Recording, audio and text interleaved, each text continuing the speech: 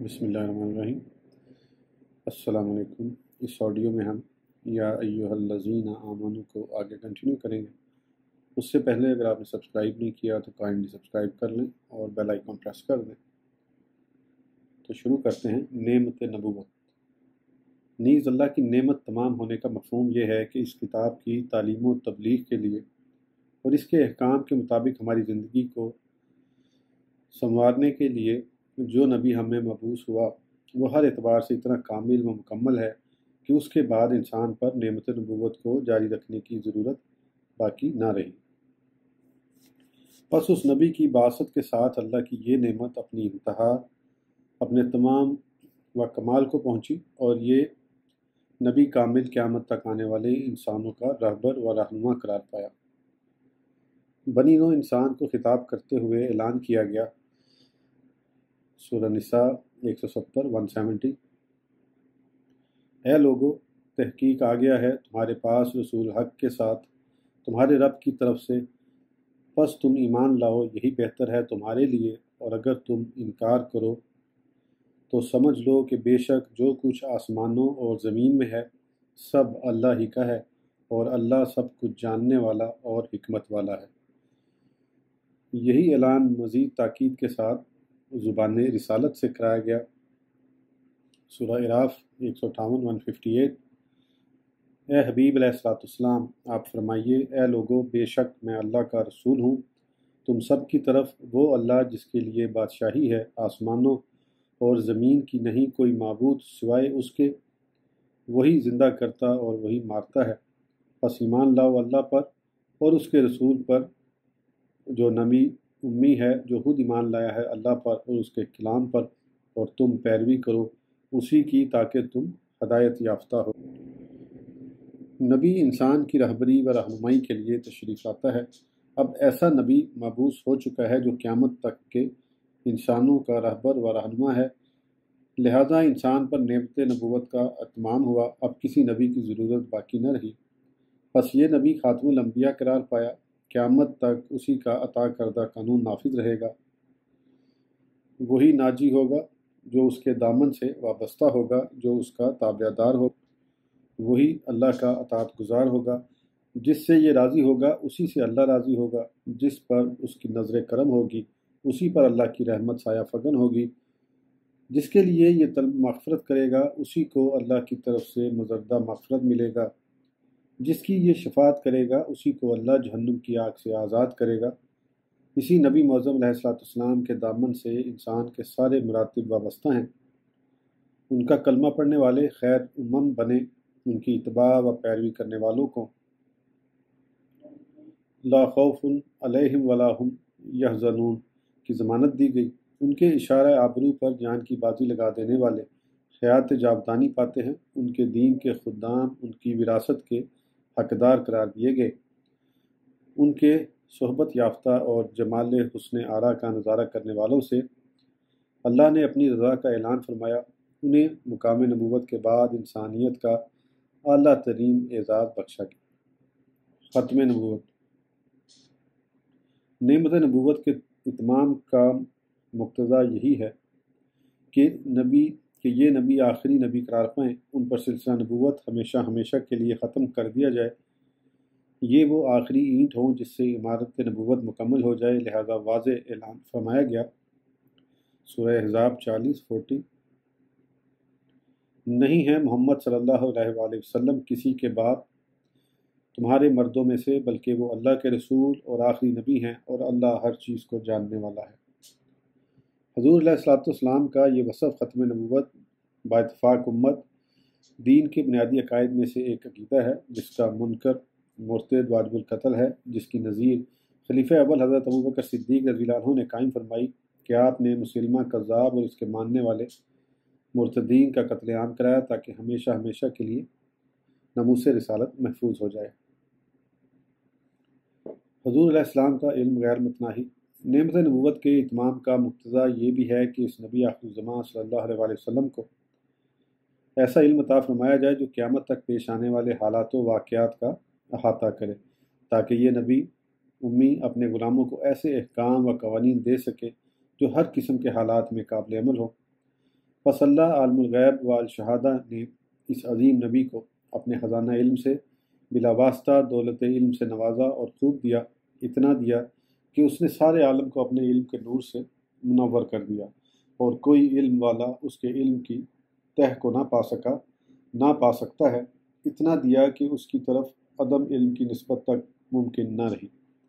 درجہ ذیل آیت میں غور فرمائیے، سورہ نساء 113 113، اور اتاری ہے اللہ نے آپ صلی اللہ علیہ وآلہ وسلم پر کتاب اور حکمت، اور سکھا دیا آپ صلی اللہ علیہ وآلہ وسلم کو جو کچھ بھی آپ صلی اللہ علیہ وآلہ وسلم نہ جانتے تھے، اور اللہ کا آپ صلی اللہ علیہ وآلہ وسلم پر بڑا فضل ہے۔ وَعَلَّمَكَ مَا لَمْ تَكُنْ تَعْلَمُ، کہ اعلان الہی کے بعد کون ہے جو اس تلمیذ رحمان کے وسعت علم کا اندازہ لگا سکے؟ کون ہے جو اس کی انتہا کو پہنچ سکے؟ کون ہے جو اس لامحدود علم کی تحدید کر سکے؟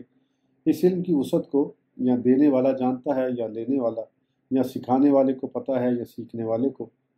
ہمیں ہی نہیں بلکہ جبریل امین تک کو صرف اتنا پتہ ہے کہ فَأَوْحَىٰ إِلَىٰ عَبْدِهِ مَا أَوْحَىٰ۔ حضور علیہ الصلوۃ والسلام نے خود اپنے اس علم وسیع کی وضاحت کرتے ہوئے فرمایا، آج میں نے اپنے رب عز و جل کی زیارت کی ہے، بڑی حسین اور پیاری صورت میں اللہ تعالیٰ نے اپنی قدرت کی ہتھیلی میرے دونوں کانوں کے درمیان رکھی، جس کی ٹھنڈک میں نے سینے میں محسوس کی۔ فَعَلِمْتُ مَا فِي السَّمَاوَاتِ وَالْأَرْضِ، پھر میں نے جان لیا جو کچھ آسمانوں میں تھا اور جو کچھ زمین میں تھا۔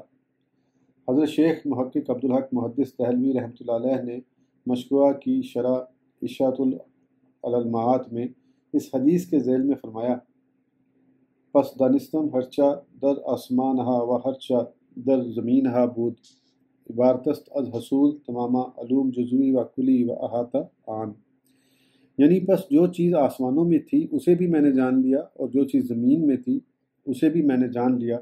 اس کا مطلب یہ ہے کہ تمام علوم جزوی و کلی مجھے حاصل ہو گئے اور میں نے ان کا احاطہ کر لیا۔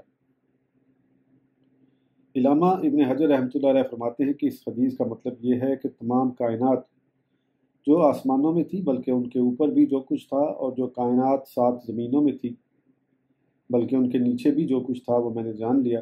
اللہ تعالیٰ نے حضرت ابراہیم علیہ السلام کو تو آسمانوں اور زمین کی بادشاہی دکھائی تھی اور اسے آپ پر منکشف کیا تھا، اور مجھ پر اللہ نے غیب کے دروازے کھول دیے ہیں۔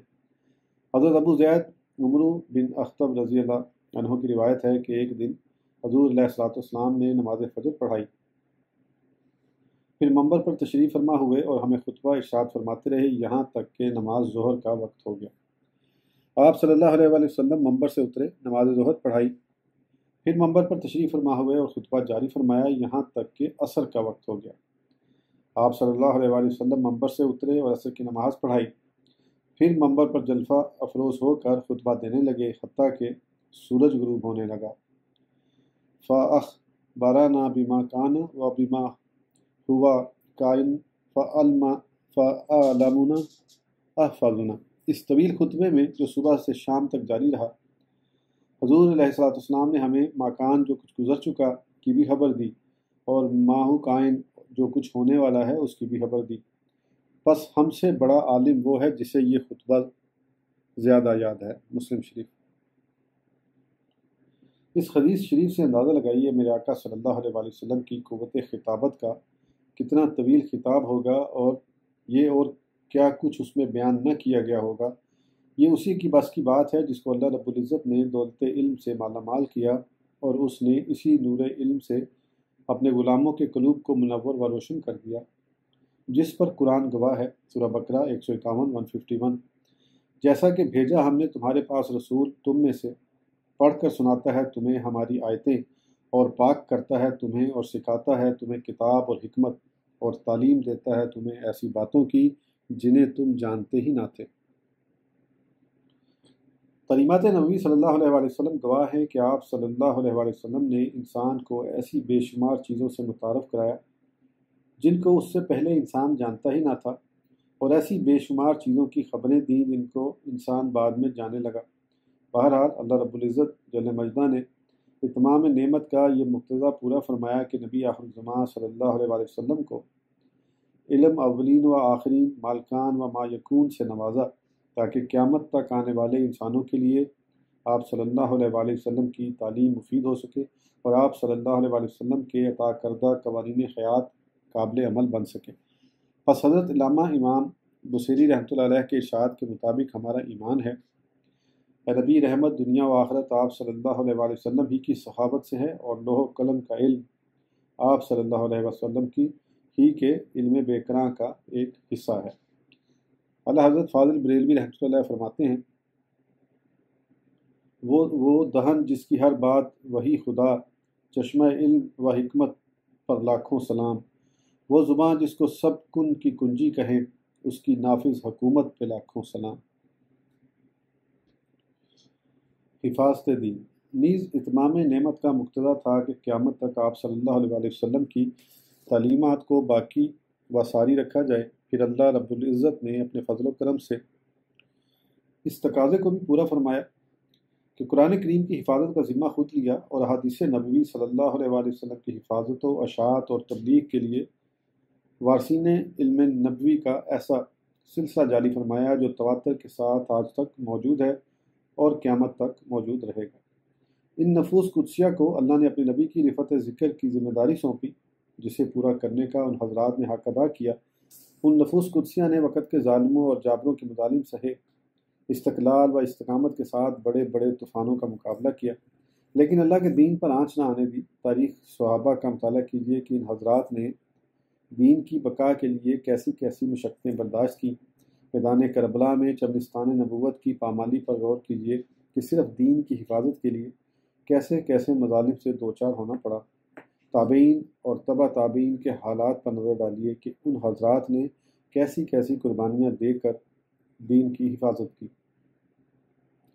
اسلاف کی تاریخ اس بات پر شاہد ہے کہ دین کی تبلیغ و اشاعت کا کام کسی دور میں آسان نہ رہا، لیکن اللہ کو اس دین کی حفاظت مقصود ہے، لہٰذا جنہیں وہ وارث انبیاء بناتا اور ان کے سپرد خدمت دین کی ذمہ داری فرماتا ہے، انہیں ایسی قوت برداشت اور ہمت بھی عطا فرما دیتا ہے جس سے وہ ہر قسم کی اذیتوں اور تکلیف کے باوجود اپنی ذمہ داریاں پوری کرنے کے قابل ہو جاتے ہیں۔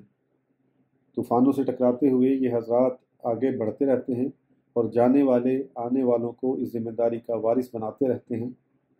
یہی ہوتا رہا، یہی ہوتا رہے گا۔ دین باقی ہے اور ہمیشہ باقی رہے گا۔ یہ تمام نعمت ہو چکا اور اس نعمت نامہ کی حفاظت قیامت تک ہوتی رہے گی۔ الحمدللہ رب العالمین۔ رضا بالاسلام اہل ایمان کے لیے یہ ایمان افروز مذرتہ ہے کہ رضیت لکم الاسلام دینا، یعنی اطاعت و فرما برداری کے جس ضابطے کی پابندی کا انہوں نے رب سے وعدہ کیا ہے، وہ رب نے ان کے لیے پسند فرمایا ہے۔ یا رب کریم اس ضابطے، اس قانون حیات کو اختیار کرنے والوں سے راضی و خوش ہے، گویا انہوں نے دین اسلام اختیار کر کے اپنی منزل کو پا لیا کہ صرف یہی دین انسان کی کامیابی و کامرانی کا ضامن ہے۔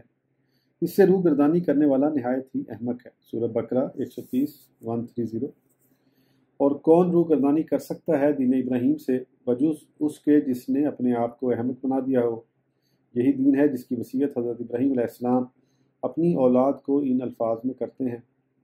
سورہ بقرہ 132 اور وصیت کی اس دین کی ابراہیم و یعقوب علیہ السلام نے اپنی اولاد کو، اے میرے بچوں، بے شک اللہ نے پسند فرمایا ہے تمہارے لیے یہی دین، سو ہرگز نہ مرنا مگر اس حال میں کہ تم مسلمان ہو۔ یہی دین ہے جس کو بلا جبر و اکراہ اختیار کر لینے والا ایسے مضبوط خلقے سے منسلک ہو جاتا ہے جو کبھی منقطع ہونے والا اور ٹوٹنے والا نہیں۔ سورہ بقرہ 256 کوئی جبر نہیں دین میں، بے شک خوب واضح ہو گئی ہے ہدایت گمراہی سے، تو جو انکار کرے شیطان کا اور ایمان لائے اللہ کے ساتھ تو اس نے پکڑ لیا مضبوط حلقہ جو ٹوٹنے والا نہیں، اور اللہ سب کچھ سننے والا جاننے والا ہے۔ یہی دین اللہ کا پسندیدہ دین ہے۔ سورہ آل عمران 19 بے شک دین اللہ کے نزدیک صرف اسلام ہی ہے۔ یہی دین ہے جس کو چھوڑ کر کوئی دوسرا دین تلاش کرنا نہایت ہی حماقت ہے۔ سورہ آل عمران 83 کیا وہ اللہ کے دین کے سوا کوئی اور دین تلاش کرتے ہیں، حالانکہ اسی کے حضور سر جھکا دیا ہے ہر چیز نے جو آسمانوں اور زمین میں ہے۔ خوشی سے یا مجبوری سے، اور اسی کی طرف وہ سب لوٹائے جائیں گے۔ یہی دین ہے جس کی صداقت و حقانیت روشن و واضح دلائل سے ثابت ہے۔ سورہ یوسف 40 یہی دین قیم ہے، لیکن بہت لوگ اس حقیقت کو نہیں جانتے۔ یہی دین ہے جس کی تاریخ بڑی ہی قدیم ہے۔ سورہ شورى 13 اس نے مقرر فرمایا تمہارے لیے وہی دین جس کا اس نے حکم دیا تھا نوح کو، اور جسے ہم نے بذریعہ وحی بھیجا ہے آپ صلی اللہ علیہ وآلہ وسلم کی طرف، اور جس کا ہم نے حکم دیا تھا ابراہیم، موسیٰ اور عیسیٰ علیہ السلام کو کہ اسی دین کو قائم رکھنا اور اس میں تفرقہ نہ ڈالنا۔ یہی وہ دین ہے جسے سارے ادیان پر غالب کرنے کے لیے نبی آخر الزمان صلی اللہ علیہ وآلہ وسلم کو مبعوث فرمایا گیا۔ سورہ فتح 28 وہ اللہ ہی ہے جس نے بھیجا ہے اپنے رسول کو کتاب ہدایت اور دین حق دے کر تاکہ غالب کر دے اسے تمام دینوں پر، اور رسول کی صداقت پر اللہ کی گواہی کافی ہے۔ یہی دین ہے جس کے لیے حکم دیا گیا۔ سورہ مومن 14 پس عبادت کرو اللہ کی خالص کرتے ہوئے اس کے لیے دین کو، اگرچہ ناپسند کریں کافر۔ اے ایمان والو، یہی دین ہے جسے میں نے تمہارے لیے پسند فرمایا ہے، پس اگر تم میرے پسندیدہ اور محبوب بندے بننا چاہتے ہو تو اس دین کامل کو اختیار کرو، اس کے احکام کے مطابق زندگی بسر کرو، نیز اس کی اشاعت و تبلیغ کو اپنی اہم ذمہ داری جانو، تاکہ تمہارے بعد آنے والی نسلیں اس کی وارث بنیں جیسے تمہیں تمہارے اسلاف نے اس کا وارث بنایا۔ الیوم اکملت لکم دینکم واتممت علیکم نعمتی ورضیت لکم الاسلام دینا۔ قرآن کریم کی اس آیت مبارکہ میں 3 خوشخبریاں جمع ہیں جو بلا شبہ اہل ایمان پر اللہ کا عظیم انعام ہے، اور ان کے لیے نہایت بلند اعزاز بھی۔ اسی لیے اس کے نزول کے لیے ایک نہایت ہی اہم موقع کا انتخاب فرمایا۔ 10 ہجری ہے، رحمت باری کے نزول کا خاص دن، عرفہ 9 ذی الحج ہے، جمعہ کا بھی مبارک دن ہے، مبارک ساعت عصر کے بعد کا وقت، مقام جبل رحمت ہے، جو عرفہ کے دن اللہ کی طرف سے نزول رحمت کا خاص مقام ہے۔ تقریباً 1.5 لاکھ غلامان مصطفیٰ پہلی اور آخری مرتبہ اپنے آقا صلی اللہ علیہ وآلہ وسلم کی قیادت میں حج کے اہم ترین رکن وقوف عرفات میں مصروف ہیں۔ خوشی و مسرت کے ایسے عظیم موقع پر بندوں کو معبود حقیقی کی جانب سے کچھ نہ کچھ انعام ملنا ہی چاہیے تھا۔ پس اس کریم رب نے اپنے محتاج بندوں کو نوازا، انعام دیا، اور ایسا انعام دیا جو صرف اس بارگاہ میں حاضر بندوں ہی کے لیے خاص نہ تھا، بلکہ قیامت تک آنے والوں کے لیے مزدہ خوشخبری بنا، باعث عظمت و رفعت ہوا، جس سے جملہ انبیاء و رسول علیہ السلام پر نبی آخر الزمان صلی اللہ علیہ وآلہ وسلم کی فضیلت و سیادت پر مہر تصدیق ثبت فرما دی گئی، اور آپ صلی اللہ علیہ وآلہ وسلم کے صدقے سے سابقہ کے مقابلے میں اس امت مرحومہ کی خصوصی امتیازی شان کا واضح اعلان فرمایا گیا۔ پس اس نعمت الہیہ پر رب کریم کا جتنا بھی شکر ادا کیا جائے کم ہے۔ ایک مرتبہ چند علماء و یہود امیر المومنین حضرت عمر فاروق رضی اللہ عنہ کے دربار میں حاضر تھے۔ دوران گفتگو کہنے لگے کہ آپ کے قرآن میں ایک ایسی آیت موجود ہے جو اگر یہود پر نازل ہوتی تو ہم اس کے نزول کے دن کو اپنا سالانہ تہوار عید کا دن مقرر کر لیتے۔ آپ نے پوچھا تم کس آیت کو اتنا اہم سمجھتے ہو؟ انہوں نے یہی آیت الیوم اکملت لکم دینکم پڑھی۔ حضرت عمر رضی اللہ عنہ نے فرمایا ہاں ہم جانتے ہیں کہ یہ آیت کس دن اور کہاں نازل ہوئی۔ یعنی اللہ مجدو نے تو پہلے ہی اس آیت کے نزول کے لیے سید الایام، جمعہ، یوم نزول رحمت، عرفہ اور وقت قبولیت دعا بعد اثر اور مقام مغفرت عرفات کا انتخاب فرمایا۔ اب ہمیں اس آیت کے نزول پر جشن منانے کے لیے کسی دوسرے دن کو مقرر کرنے کی ضرورت ہی باقی نہ رہی۔ حضرت عمر رضی اللہ عنہ کے اس جواب سے یہ حقیقت واضح ہو گئی کہ واقعی یہ آیت مبارکہ اللہ کا عظیم انعام ہے، جس کے لیے اللہ نے خود عظیم موقع کا انتخاب فرمایا۔ نیز اللہ کی نعمتوں پر شکر ادا کرنے کے لیے کسی دن کا تعین اور اس پر شرعی طریقے کے مطابق جشن منانا، اظہار مسرت کرنا سنت الہیہ ہے، اللہ کو مطلوب اور پسند ہے۔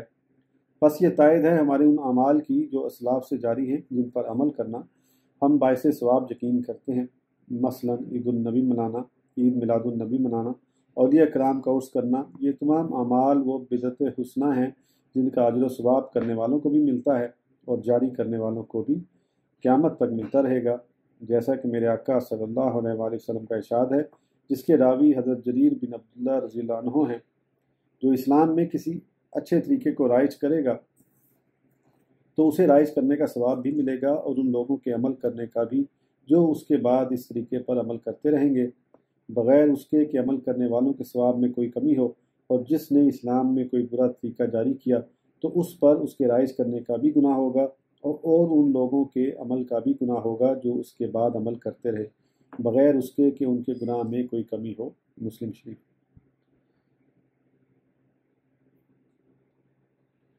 آج کے آڈیو کے لیے اتنا ہی، پھر انشاءاللہ اگلی آڈیو میں آگے کنٹینیو کریں گے۔ اس وقت تک کے لیے اجازت دیجیے۔ اللہ حافظ۔